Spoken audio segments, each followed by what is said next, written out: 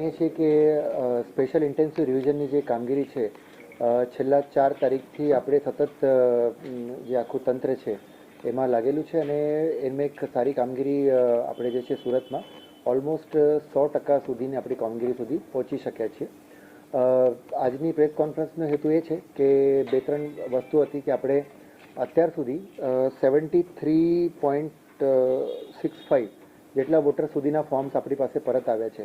એનો મતલબ એ છે કે એની સિવાયના ઓલમોસ્ટ 25.9% જેટલા ફોર્મ છે એ અનકલેક્ટેબલ રહ્યા છે, એટલે એ પાછા નથી આવી શક્યા.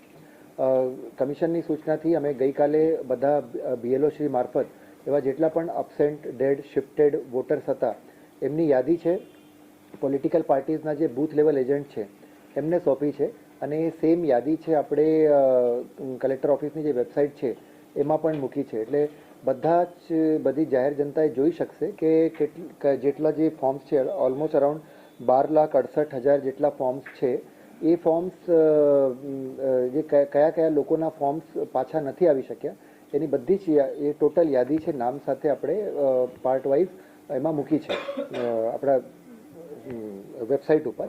તો બધા જ જોઈ શકશે અને એમાંથી કોઈ પણ લોકોને એવું લાગે કે ભૂલથી એમાં ASDમાં એમનું નામ જતું રહ્યું છે તો અત્યારે પણ આપણી પાસે ટાઈમ છે. નેક્સ્ટ 3 દિવસમાં એટલે 9, 10 અને 11 એ સંપર્ક કરીને પોતાના BLOનો સંપર્ક કરીને એ ફોર્મ હજી પણ ભરી શકશે અને એમનું નામ ડ્રાફ્ટ યાદીમાંથી પછી ઓછું ના થાય.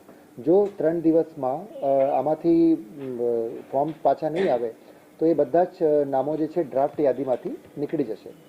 જો કે હું અહીંયા એ પણ મેન્શન કરવા માગું છું કે જો ડ્રાફ્ટ યાદીમાંથી નામ નીકળી પણ જાય તો પણ કોઈએ પેનિક થવાની કોઈ જરૂર નથી. એના પછી જ્યારથી ડ્રાફ્ટ રોલ પબ્લિશ થશે 16 તારીખથી આપણે જે બધા જ લોકો 6 નંબરના ફોર્મ્સ ભરી શકશે અને ફરીથી પોતાનું જે નામ છે એ યાદીમાં ચડાવી શકશે. બટ હિતાવહ એ છે કે અત્યારે જે 3 દિવસનો આપણી પાસે ટાઈમ છે એમાં જેટલા પણ પોતાનું નામ ચેક કરી લેજો અને જો ASD યાદીમાં સમાવેશ થતું હોય તો તમારા BLOને સંપર્ક કરીને એ પોતાનું જે ફોર્મ છે એ જમા કરાવી દે.